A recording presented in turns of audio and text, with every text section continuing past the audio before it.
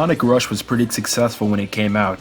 It did well with critics and it sold pretty well too, so they had to make a sequel right away. September 14th, 2007 saw the release of Sonic Rush Adventure on the Nintendo DS. This game, in my opinion, is the most underrated Sonic game ever created. I never hear anything much about this game at all, and it's surprising since this is the sequel to one of the most beloved Sonic games of all time. People are really missing out on this one. I also gotta say, this is one of the most unique Sonic games. This game is about pirates and traveling through seas, which we've never seen in a Sonic game before or after this game, as far as I know. The gameplay is pretty much the same as Sonic Rush's gameplay, but instead of having two stories, you can choose to either play as Sonic or Blaze on any stage. This game is also more story focused than the previous game, and the story here is actually better. I mean, Sonic Rush didn't have that much deep of a story to begin with, but Sonic Rush Adventure's story is just much more expansive, and I really like what they did with the world building in this game. But we'll get to that later. The game itself is a bit more strategic than most Sonic games. Instead of just simply moving to one stage to another, you have to sail to these islands, which are the main stages, which of course plays like a traditional Sonic game. You have a big map to explore, and you can find all kinds of secret stages and special stages. Alright, special stages. They're actually in this game too. In order to get access to a special stage, you'll have to find this robot shark looking thing named Johnny, who was scattered around the map. You basically just have to race him to the Chaos Emerald, and I gotta say, Johnny can be really cheap and unfair sometimes. You'll think you're ahead of him and there's no way you'll lose, but he just somehow catches up to you with a boost out of nowhere. It's like the AI cheats with his boost gauge or something. Oh my god!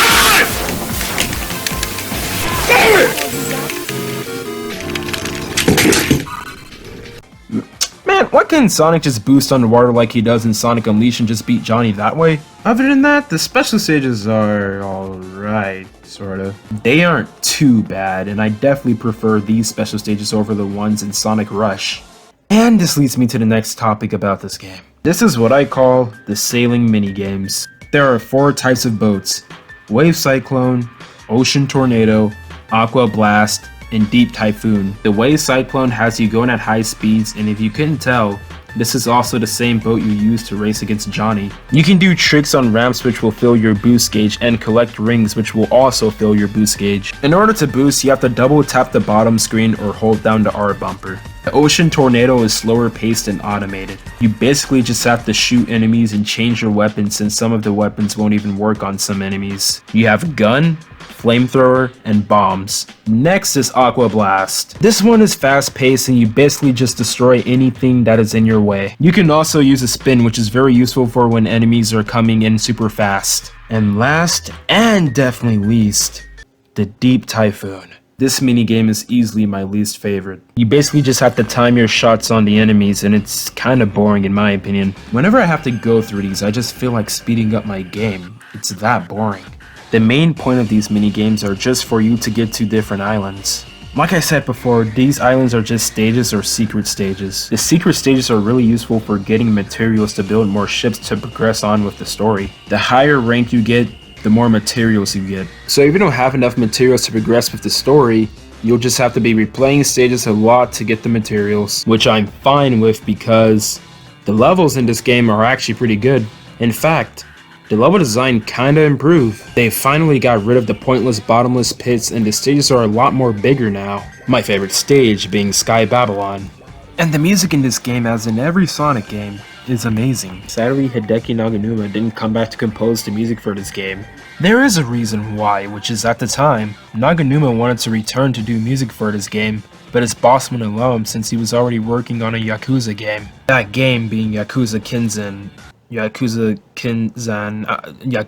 Instead, now we have Tomoya Otani and Maru Kananaba composing the music, who has composed in many other Sonic games.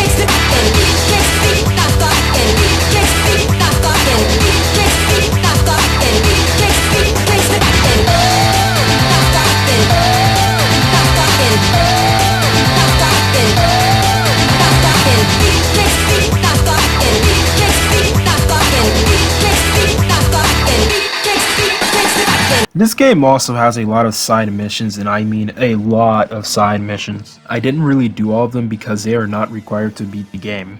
Of course, because they are side missions, but some of the side missions are actually required for you to do in order to get the Soul Emeralds. Now let's talk about the plot. The game starts off with Sonic and Tails in the middle of a stormy ocean. Tails' plane gets struck by lightning and they get sucked into a tornado. When they got sucked in, they find themselves knocked out in a sandy beach until someone wakes them up. This person is Marine the Raccoon, one of the lesser known Sonic characters because this is literally the only game she appears in. After this game, she's only been referenced as like a Mii costume in the Mario and Sonic games and the Archie comics. Other than that, she hasn't made an official appearance in a Sonic game after Sonic Rush Adventure. Anyway, Sonic and Tails are obviously confused about where they are and what's happening. This place turns out to be Seagull Beach, which Marine named herself. Seagull Beach is near the Windmill Village, so they decide to go there and ask a few people about this place. While on our way to the Windmill Village, Marine is ready to launch her boat, the SS Marine. The SS Marine breaks and Tails decided to fix it, and it turns out we can't get materials because there are rocks blocking the way. But that won't stop Sonic because he'll just blaze his own trail. We go to the next location in the map and Marine tells us what materials we need to get. Marine also has this book about shipbuilding which will tell us more materials we need. And here's a tutorial. Like I said before, Sonic pretty much controls the same way as he did in Sonic Rush.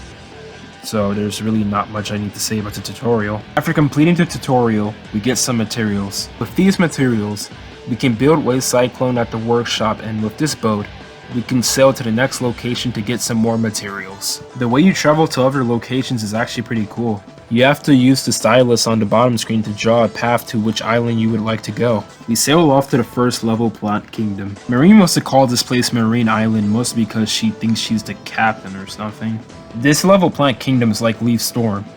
A good opening stage. There's mushrooms you can bounce on, water you can run on, and plant tubes you can get in. It's a pretty fun stage. I forgot to mention, this game also has different music for separate acts just like in Sonic 3. After getting the green material from the treasure chest, we move on to the boss. The bosses are a bit easier this time around, but to make up for that, the bosses now have bigger health bars. After annihilating the boss, we get a B rank. Sonic returns the green material to Tails and Marine and we meet someone. This someone is one of Marine's friends, Tabby. He's a part of the Coconut Crew as they call it. We return to the workshop and we tell him we need more materials. He tells us about the island that's made up of machines, so we decided to go there. Marine is really pumped up by this and Sonic gets annoyed. Yeah, Sonic gets annoyed a lot by Marine in this game. We sail over to the Metallic Island and this is our second stage. While Sonic and Tails talks about what this island really is, Marine just goes off by herself. And here we are looking for her in Machine Labyrinth. This stage with its tubes and the ground really reminds me of Chemical Plant Zone from Sonic 2. In this level, we get the brown material which are metallic nuts and we move on to the boss. This boss is pretty unique in my opinion. It's like this floating boat who has hanging Pokeball looking things. You have to hit them back at it and the bigger the ball is, the less it'll go back at the boat. So you'll just have to hit the bigger ball with force by just spin dashing and jump into the ball. It also does more damage to the boss too. After defeating the boss, more brown material is acquired. Tails and Marine congratulate Sonic and Marine calls Sonic her best pupil. We head back to the workshop and we build the second ship, Ocean Tornado, which lets us sail further. Right before we are going to our next location, we meet a spy named Carnal. He tells us our next location, which is west. I like how the game tells you which way west is at. While we are sailing to our next location, we run into Johnny. I already explained what happens with Johnny, so we just get the first Chaos Emerald and continue heading to our destination. Marine runs off again and we go to our next stage, Coral Cave. It's a really pretty looking stage with its sparkling gems and its rocks and coral popping out of the ground, and I really like how you can grab on the hook and fling yourself up. It's a pretty fun stage. And can I just point out how Sonic is the only series I know of that actually has fun water levels? Except for, Labyrinth Zone. After getting some red materials, we meet this pirate-looking dude named Whisker. Apparently Sonic and his friends have been causing trouble for him. Tails suspects that Whisker is the one who's actually sending the robots after us, so Marine grabs his mustache and yoinks it, which causes Whisker to get angry. Right when Whisker was going to attack, someone interrupts him. And guess who it is? Blaze. Sonic and Blaze are both confused on how they meet each other here, but they don't have much time to talk about it or think about it because they have to deal with Whisker. And now on to the boss. It's pretty easy, all you gotta do is bounce on his tentacles. After defeating the boss, Whisker retreats. Blaze tells us that Whisker and the pirates have gotten their hands on the jeweled scepter from Blaze's homeland and we have to get it back right away. Sonic and Tails wonders what Blaze is actually doing here in our world, but it turns out we were actually sucked into her world. Remember how we got sucked into the tornado in the beginning of the game? Yeah, it somehow teleported us here into Blaze's world. We tell Blaze a recap on how we ended up here and how we met Marine. It's kind of funny how Marine tries to convince Blaze so hard that she's the captain. Anyway, we head back to the workshop to discuss the next plan. Blaze asks Tails to build a device to scan plasma and electromagnetic signals. And now we can play as Blaze. After getting more materials to build the device, we build the device, which is a tower. The device scans and shows us our next location to get our materials. The area seems kind of foggy area and there's ghost sightings there apparently. Marina's kind of unsure if she wants to go there, but as the captain, she must be confident and go.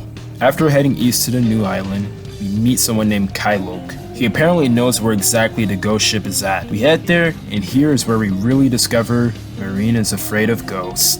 But don't worry, she'll just beat him up. And now on to the next stage, Haunted Ship. This stage is alright. The level design is good and I really like this part where you go through the rainbow rings and you push whatever button it tells you. And the blue ropes that bounces you up is pretty fun. We get the silver material after completing the level and run into Whisker again. He challenges us to a duel and we go to the next boss battle, which is easy. As you couldn't tell already, the bosses in this game are ridiculously easy.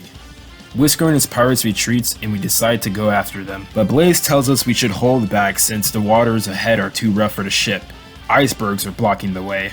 What we really need to get past there is a hovercraft. Luckily, we have the materials to build it, so we head to the workshop and build the Aqua Blast.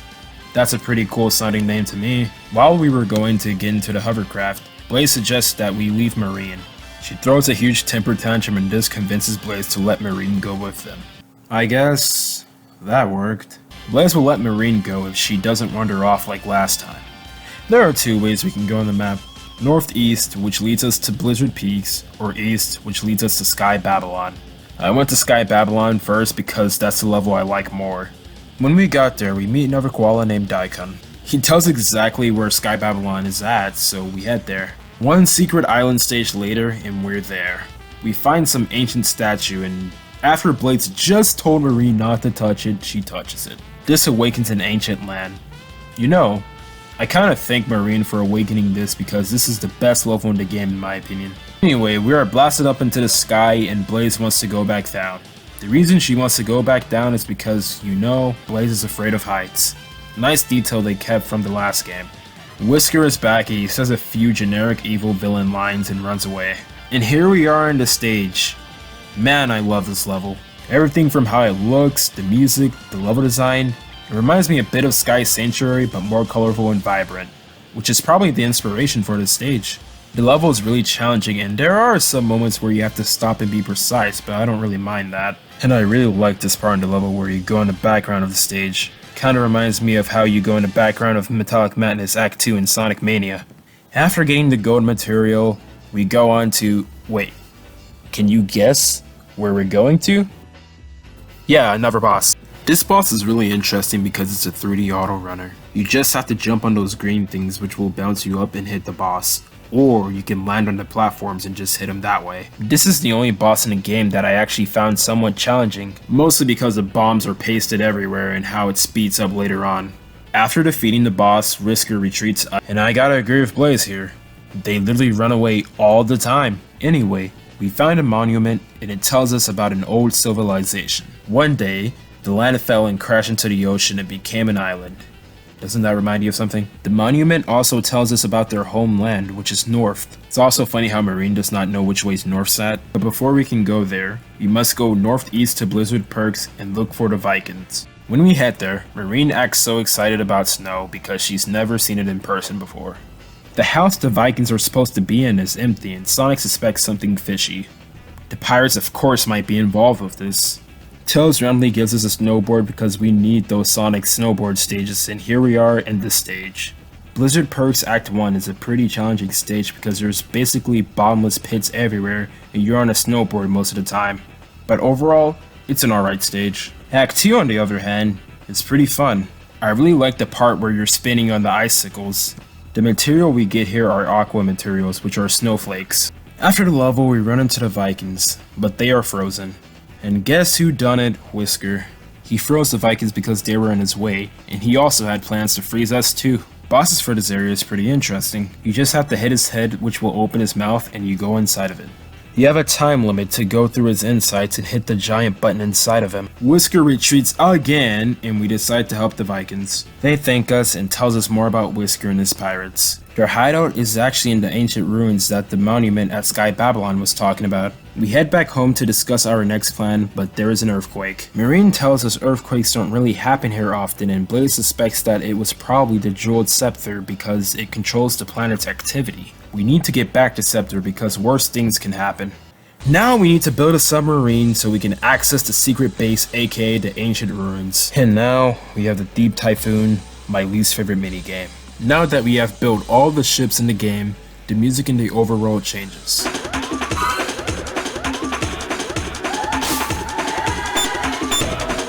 I really like this detail in the game because it's like the music's telling you how far you've come and this is the end game.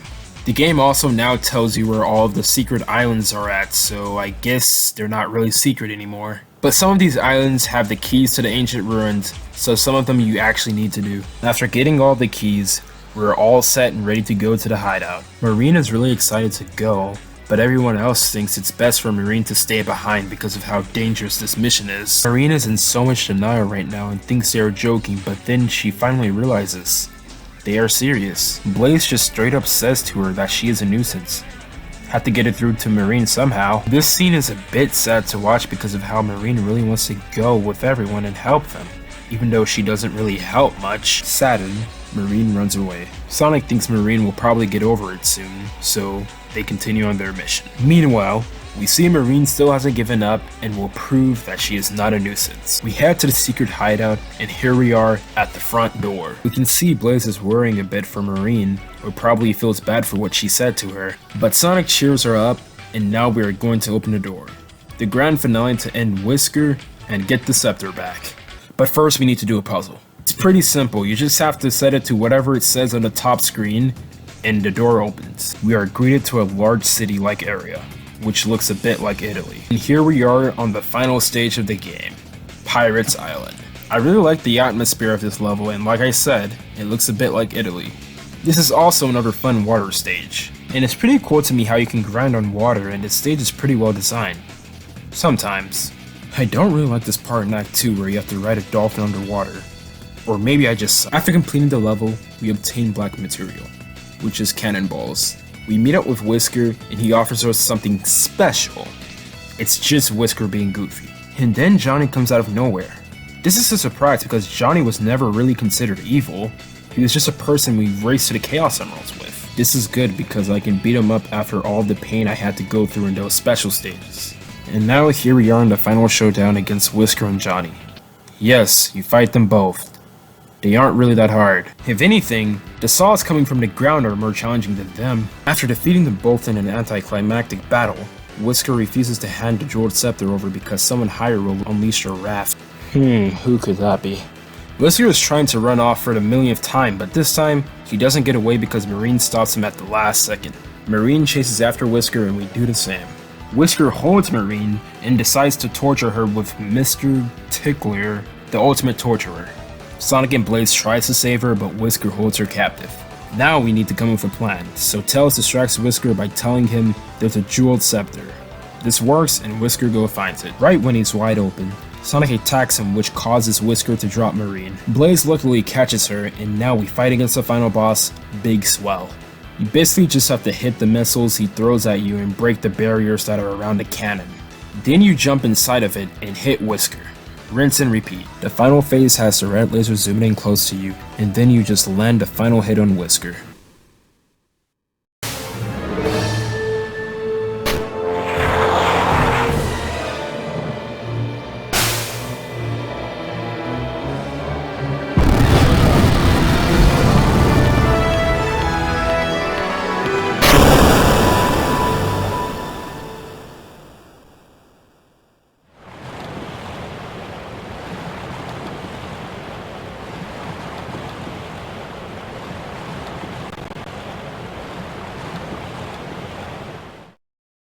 And with that, we defeated Whisker once and for all.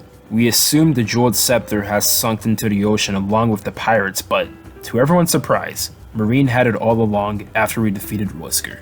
Marine wants to tell every one of her friends back at home about her adventures and swears she will become a captain one day. And everyone lives happily ever after. The end. But not really. After many hours of grinding, many failed attempts at special stage number 7, and replaying boss fights, I have gotten all 7 of Soul and Chaos Emeralds. This unlocks the final story and true ending of this game. So Blaze talks about how the Chaos and Soul Emeralds can bring Sonic back to his world, and tells it's working on a device to power the emeralds to do so. This device should be able to break the dimensional barrier. Marine is still planning on building the SS Super Marine, which was mentioned in the beginning of the game, but this time, it's going to be better, hence why it's called the Super Marine. All of a sudden, Gordon comes out to tell us that the jeweled scepter has been stolen last night. Blaze tells us the scepter also has another thing that is the key to some secret power, or power of the stars. And the secret power can affect the entire world. Tails brings up how Whisker before his defeat wanted to give the scepter to someone else, so that higher up must have taken it. We still don't know who that higher up is, so while wondering about it, all of a sudden there's another earthquake. And look who it is, Dr. Eggman. Even on my first playthrough of this game, I knew the guy who wanted the scepter was Eggman. You can kinda see it a mile away. The reason why Eggman is here in this dimension is because the ultimate power exists somewhere here, and he's of course going to use the power to build his empire, Eggman Land. Heh, at least he gets his wish a year later. It seems that Eggman is also going to use it for the power of the stars. Not only Eggman is here, but Eggman Nigga is here as well. As another earthquake happens, Nigga and Eggman want to go use the power of the stars, and now we are on our way to stop them. Tails builds another ship called the Magma Hurricane underground, and it's just now telling us since it's the perfect time now. This will allow us to follow the Eggmans. We set sail in the Magma Hurricane. It seems that we are too late since the Eggmans have already activated the power of the stars. The power is so strong that it blew Tails and Marine away. Eggman says even the Chaos and Soul Emeralds can't even compare to this power. They are practically unstoppable. It's also crazy how it could only use a fraction of its power to wipe out the entire kingdom. Blaze gets angry and rushes in, but Sonic calms her down by telling her that her kingdom needs her. And now here we go with our transformation. With the 7 Chaos and Soul Emeralds, we're able to turn into our super forms, Super Sonic and Burning Blaze. And here we are in the true final boss against Dr. Eggman and Dr. Eggman Nigga in Deep Core. And this boss is kind of a joke. You can basically just switch to Blaze and just keep shooting the boss. It's that easy. This is also one of the best Sonic boss themes in Sonic history.